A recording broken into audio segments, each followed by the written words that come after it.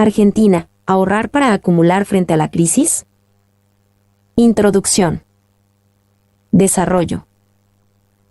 Concepto, motivaciones y determinantes teóricos del ahorro. Justificación de la periodización. Situación económica del país. Conclusiones. Bibliografía. Introducción. La economía es la ciencia que se ocupa de la manera en que se administran unos recursos o el empleo de los recursos existentes con el fin de satisfacer las necesidades que tienen las personas y los grupos humanos. Su objeto de estudio es la actividad humana y, por tanto, es una ciencia social. Las ciencias sociales se diferencian de las ciencias puras o naturales en que sus afirmaciones no pueden refutarse o convalidarse mediante un experimento en laboratorio y, por tanto, usan una diferente modalidad del método científico. De aquí su complejidad y alto nivel de incertidumbre, valiéndose de aproximaciones, o al menos definiendo la tendencia en el comportamiento de las variables económicas. Por otra parte, el sujeto de estudio es altamente dinámico, por lo que es arriesgado aventurarse a predecir sus comportamientos con precisión. Por otra parte, las nociones que derivan de lo que debe ser la economía son propias de la economía normativa, como tales, no pueden probarse.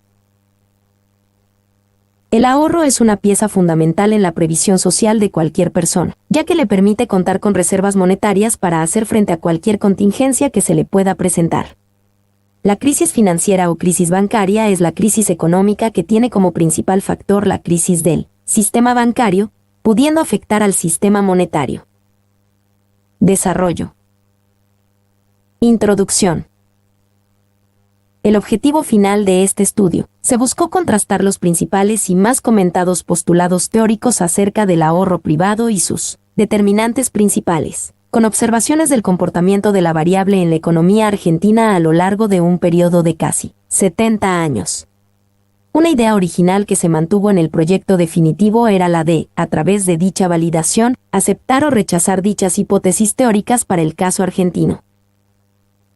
El más importante de estos enfoques teóricos sobre el ahorro habría llevado el trabajo a una extensión, complejidad mayor a la recomendable. Se optó por la selección de uno de estos postulados, la hipótesis keynesiana del ingreso absoluto para proceder a su validación. Fuentes utilizadas y metodología de tratamiento. Cabe destacar que las fuentes empleadas fueron exclusivamente bibliográficas. Se seleccionaron libros, artículos y series estadísticas que aportaban a dar respuesta a esta problemática. Síntesis de contenido. El trabajo se introduce en el capítulo 2, dedicado a la recopilación de las principales hipótesis que los economistas teóricos han desarrollado sobre el comportamiento del ahorro privado y de sus principales determinantes en términos agregados. El mismo finaliza con la exposición de los resultados de las contrastaciones empíricas más significativas. A continuación se presenta una caracterización temporal de la economía argentina, que comprende 7 capítulos. El capítulo 3 procura justificar el porqué de la periodización elegida. El capítulo 4 introduce brevemente a la situación económica del país en el momento inmediato posterior a la crisis mundial de 1929. Finalmente, se exponen las conclusiones preliminares, poniendo de manifiesto las coincidencias y discrepancias halladas entre la evidencia empírica y los postulados teóricos. Se señalan algunas implicancias importantes acerca de la conducta de algunos determinantes críticos del ahorro, como la inflación, la tasa de interés y la distribución del ingreso en la economía argentina, y se dejan planteadas algunas líneas investigativas que ameritan su profundización. Concepto, motivaciones y determinantes teóricos del ahorro. En los antiguos pueblos recolectores descubrieron el beneficio de la agricultura, donde incorporaron en sus conocimientos la teoría económica sobre el ahorro. Donde al ahorrar semillas de la cosecha actual, para así asegurar la cosecha del año próximo. Se podría decir que al sacrificar una porción de semillas para garantizar la cosecha próxima, esto se convertiría en una inversión. Pero no se puede garantizar la cosecha, si no se toma en cuenta una serie de imprevistos, falta de lluvia, caída de granizo, plagas entre otras. Por ello se creó un sistema de reservar sistemático del producto previo, para hacer frente a las necesidades causadas por imprevistos. Al comprenderlo, estos pueblos incorporaron lo que suele utilizarse como fundamento primero del ahorro en la literatura económica. Los campesinos, al entender la situación, incorporaron como fundamento el ahorro en la literatura económica. Resguardo, reserva para hacer frente a la disminución de la capacidad productiva. Los pueblos, al comprender que pueden sacrificar porciones razonables para asegurar la siguiente cosecha y consumo futuros. La misma se puede intercambiar por producción de las comunidades cercanas. Este primitivo sistema dio origen al trueque. Los agricultores, al convertirse en una comunidad sedentaria, la idea del trueque se trasladó a los individuos. Con el pasar del tiempo, tomaron en cuenta que las diferentes producciones que poseía cada región y percibieron la posibilidad de intercambiar con sus vecinos. Está claro que la economía del trueque presentaba dificultades. Por ello se llegó a lo que hoy en día llamamos economía monetaria, dinero que en principio tomó forma de metálico acuñado y más tarde de papel moneda. De manera breve se puede comentar las funciones del dinero. Unidad de cuenta. Son los bienes o mal llamados dinero, que se encuentran resguardado como unidad de cuenta. Es un bien que tiene precio fijo. Medio de pago. El dinero se acepta universalmente para realizar transacciones y cancelar deudas entre los agentes económicos participantes. Reserva de valor. El bien llamado dinero debe servir para conservar el poder adquisitivo a lo largo del tiempo. La inflación afecta negativamente a esta función del dinero. Si los bienes de una economía cerrada son demandados por encima de la producida, relativamente el mismo aumentará. Pero en correspondencia con estos procesos, se afirma que el dinero tiende a perder su valor en el tiempo. Al establecer una relación con la cantidad de bienes que pueden adquirirse con él en un intervalo temporal. Los manuales de introducción a la economía dicen que el ingreso disponible del sector privado se descompone en una proporción que se consume, digamos, y una que se ahorra, llamémosla de modo tal que, si podemos conocer el valor del dinero en el futuro y si él mismo es mayor que la cantidad presente, y se puede comprar más bienes, la recompensa será gratificante. ¿Es la tasa de interés nominal garantía de retribución positiva del ahorro? No lo es, dado que estamos relacionando el valor del dinero en el tiempo con la cantidad de bienes que puede adquirirse con él. En esta investigación, uno de los conceptos con más demanda es la tasa de interés real, que es la que mide la variación del poder adquisitivo resultado del ahorro. ¿Dónde? Tasa de interés real. Tasa de interés nominal. Tasa de inflación. Si la tasa de interés real es positiva, el ahorro presente se verá recompensado por un consumo mayor en el futuro. Determinantes teóricos del ahorro. La medición de la variable. La teoría macroeconómica ha establecido distintas metodologías, de las cuales son tres. Método directo. Es una obtención de datos para el ahorro, bien sea en ahorros familiares, empresas y el gobierno. Método indirecto. Se despeja el ahorro a partir de la identidad ahorro-inversión. El ahorro interno es igual a la inversión bruta interna más el saldo de la balanza comercial. S igual a IBIF más XMC. Método residual. El ahorro nacional se obtiene como residuo entre el ingreso y el consumo de agregados. Estas metodologías presentan dificultades, las cuales están sujetas a errores. Hipótesis keynesiana del ingreso absoluto. Para Keynes, el ahorro se determina fundamentalmente por el nivel absoluto del ingreso corriente, como una función lineal del mismo. ¿Dónde? S igual a ahorro. S igual a propensión media a ahorrar.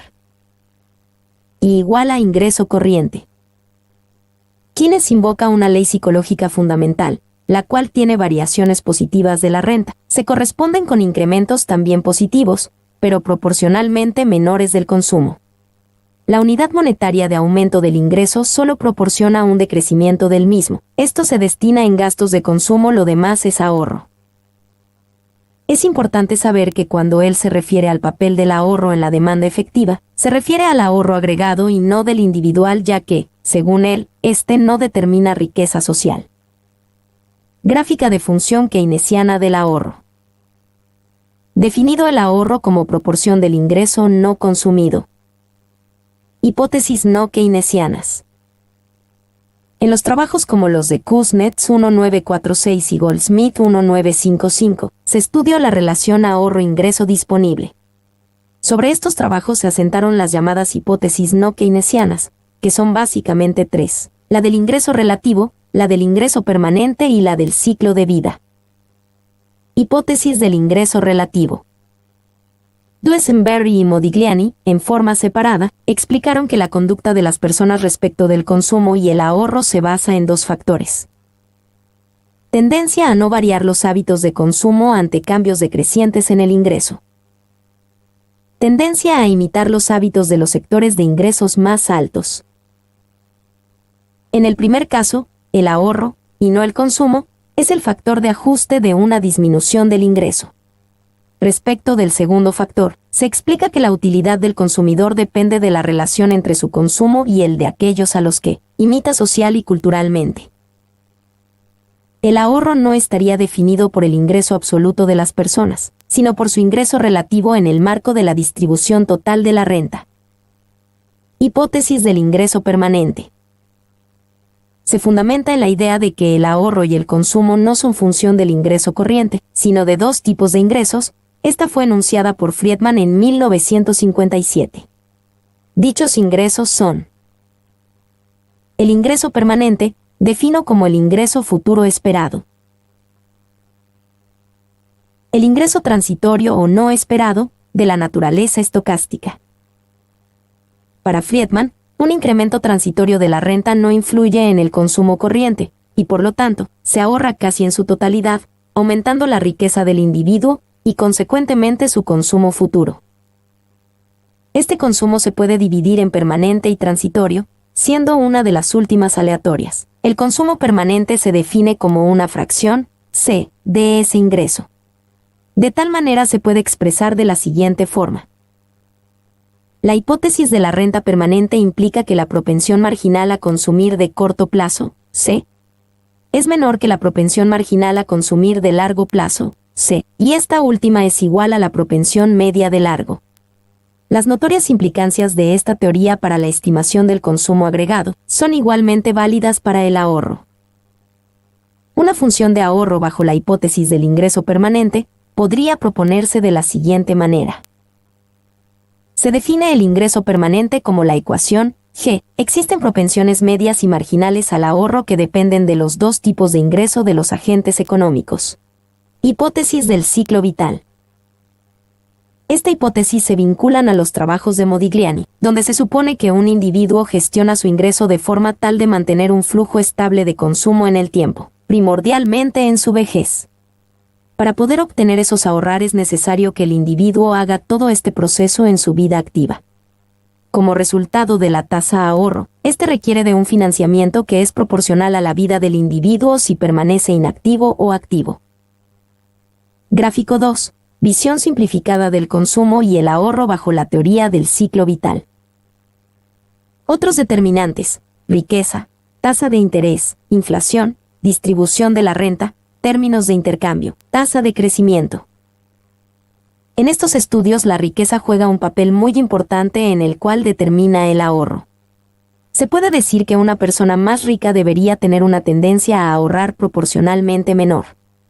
En dado caso la diferencia de una persona menos rica, y la riqueza deseada y la riqueza real observada sería menos, esto es debido a que se ven forzadas a gastar toda su renta en consumo, en especial de alimentos. Friend y Taubman analizaron el ahorro de periodos anteriores como variable proxy de la riqueza, y concluyeron que esta última está correlacionada negativamente con el ahorro corriente. Kaldor y Pacinetti han sugerido, en cambio, que los asalariados efectivamente ahorran, y que por lo tanto el ahorro es una función de las propensiones medias al ahorro de los salarios y de la renta del capital. Estos modelos suponen que la propensión media al ahorro de los propietarios de capital es mayor que la de los asalariados, lo que contradice lo afirmado por Friend y Taubman. Se desprende también de estas hipótesis que a mayor concentración en la distribución de la renta, mayor será la magnitud del ahorro agregado, con sus notorias implicancias en las decisiones de política macroeconómica. Según cierta evidencia empírica, en los países de América Latina el precio de los alimentos parece ser un determinante importante de la tasa de ahorro, dado que entre el 35 al 40% del ingreso se gasta en este tipo de consumo. La elasticidad de ahorro de los alimentos sería negativa para niveles de ingreso bajo y medio. Respecto de los términos de intercambio, el efecto Arberger-Larsen-Metzler indica que shocks positivos en los términos de intercambio aumentan el ingreso y, por lo tanto, el ahorro. Según la teoría del ingreso permanente, son percibidos como ingreso transitorio y destinados al ahorro. Datos para la determinación del ahorro en la Argentina. Estudios de evidencia empírica de los determinantes del ahorro en Latinoamérica han puesto de relieve que en aquellos países donde la tasa de interés real es negativa. Gráfico 3. Tasa de interés real 1935-2000. Es gran relevancia que la tasa de interés real ha sido negativa en casi todo el periodo bajo análisis, con excepción de algunos años aislados, en especial a partir de 1976, y la década de la convertibilidad, a partir de 1992. Se intentará contrastar la afirmación teórica con la evidencia obtenida. Problemas de estimación del ahorro en economías latinoamericanas. Discrepancias y poca confiabilidad de las series estadísticas. Comportamientos erráticos. Debido a la presencia de factores provocadores de ruidos como la presencia persistente de tasas de interés reales negativas o los constantes cambios de direccionamiento de las políticas económicas. Mercados de capitales pequeños, imperfectos y poco desarrollados. Sistemas financieros ineficientes y poco confiables. Ausencia de seguridad jurídica en la práctica, pese a la proliferación de leyes y mecanismos de regulación.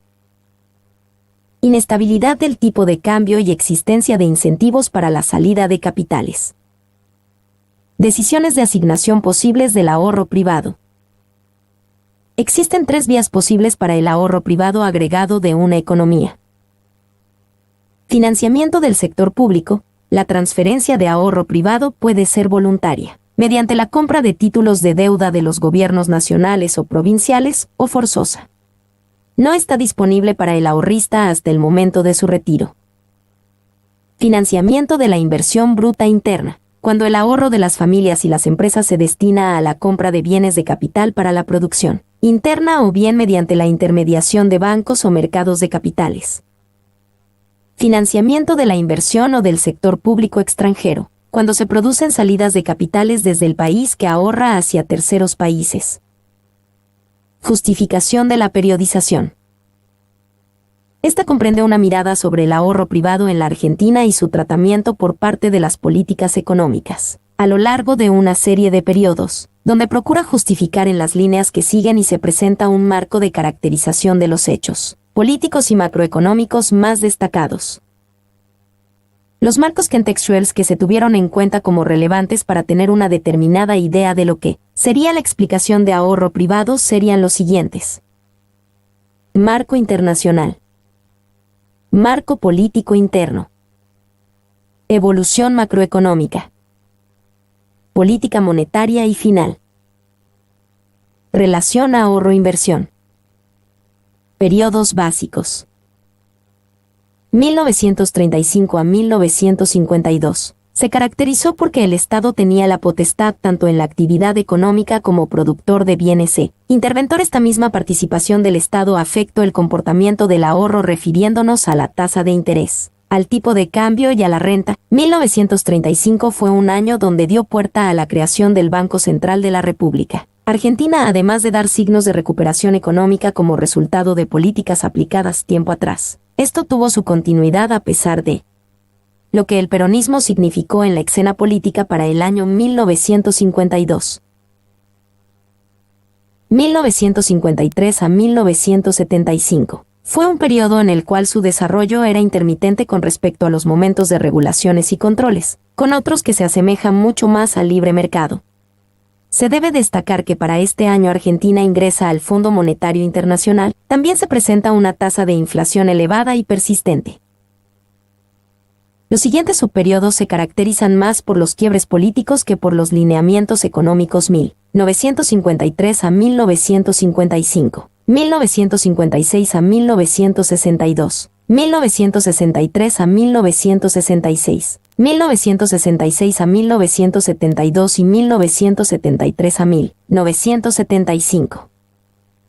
1976 a 1983. Este periodo se centra en la reforma financiera llevada a cabo por el Ministerio Martínez de Hoz, que trata de un nuevo tratamiento de las políticas bancaria y cambiaria, en lo que respecta a la relación de tasas de interés en pesos y la cotización del dólar.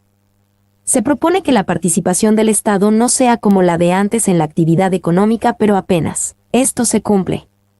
No existe subperiodos en esta etapa, terminando así con la derrota militar en Malinas y como consecuencia el estadillo en la crisis regional de la deuda externa. 1983 a 1990, periodo marcado por dos hechos de importancia: la crisis de la deuda externa manifestándose en México, Brasil y Argentina, y la recuperación formal del orden institucional. Fue una etapa de lidiar con consecuencias del periodo anterior. Se luchó contra la inflación por medio de un plan heterodoxo que luego se desmoronó. Se presentaron tres elementos: el crónico problema de financiamiento del Estado Nacional y las provincias, el peso creciente de los servicios de la deuda externa. Esto cerró con dos superinflaciones y una confiscación del ahorro privado llamado Plan Bonex. 1991 a 2000. Esta etapa podría describirse como un respiro en cuanto a las anteriores porque hubo varios factores positivos, como la desaceleración de la inflación, tipo de cambio fijo con mercado libre y único, tasas de interés reales y masiva afluencia de capitales del exterior hasta 1997. El Estado comienza a mejorar su doble rol en la actividad económica. Con lo relacionado en el sistema financiero, el Banco Central de la República de Argentina crea un sistema bimonetario. No existen cambios de gobierno, pero se presenta un fuerte crecimiento en el desempleo y una vulnerabilidad de la economía de los shocks externos. Situación económica del país. Las principales consecuencias sobre la economía argentina de la crisis global desatada en 1929. Comercio exterior de la mayoría de los países y una severa caída de los precios de los productos agrícolas en el mercado mundial. La crisis afectó particularmente a los productos primarios, con excepción del petróleo y los metales no ferrosos, y los términos de intercambio se deterioraron. Gráfico 4. Precio relativo del trigo, en libras esterlinas por bushel. 1925-1939. Todo lo que en los periodos anteriores se vivió tuvo repercusiones en la economía argentina de la crisis global, donde se vieron afectados los precios de los productos agrícolas. La crisis no afectó al petróleo y a los metales no ferrosos. Los términos de intercambio se deterioraron. La inversión, el consumo y el ahorro estaban limitados por el nivel de ingresos internos. Para este tiempo Argentina solo tenía el ahorro local como única fuente de financiamiento. Con respecto a la política de este país, se instauró un gobierno militar que, si bien dejaba deudas por su legitimidad, a pesar de esto en la toma de decisiones no se tomó en cuenta la ortodoxia, haciendo participación importante el Estado. Keynes pensaba que el bienestar general se basaba en mayor medida en la inversión que en el ahorro, a lo contrario que se ha venido practicando como lo es el ahorro. A raíz de este pensamiento, Argentina en el año 1931 implantó el control de cambios. Se incrementaron los aranceles aduaneros con el objetivo de que ya no se importara. Con el ingreso de Federico Pinedo como ministro de Hacienda se conformó juntas reguladoras de los principales sectores productivos.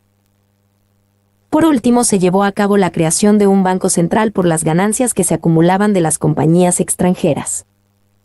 Conclusiones.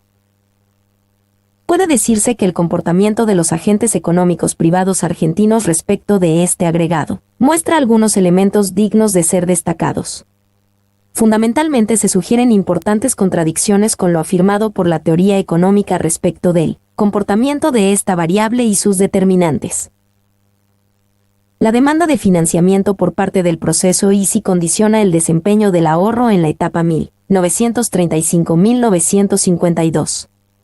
La teoría prescribe que la presencia de tasas de interés reales negativas y de mecanismos regulados y dirigidos de asignación del crédito puede convertirse en un importante desincentivo para ahorrar.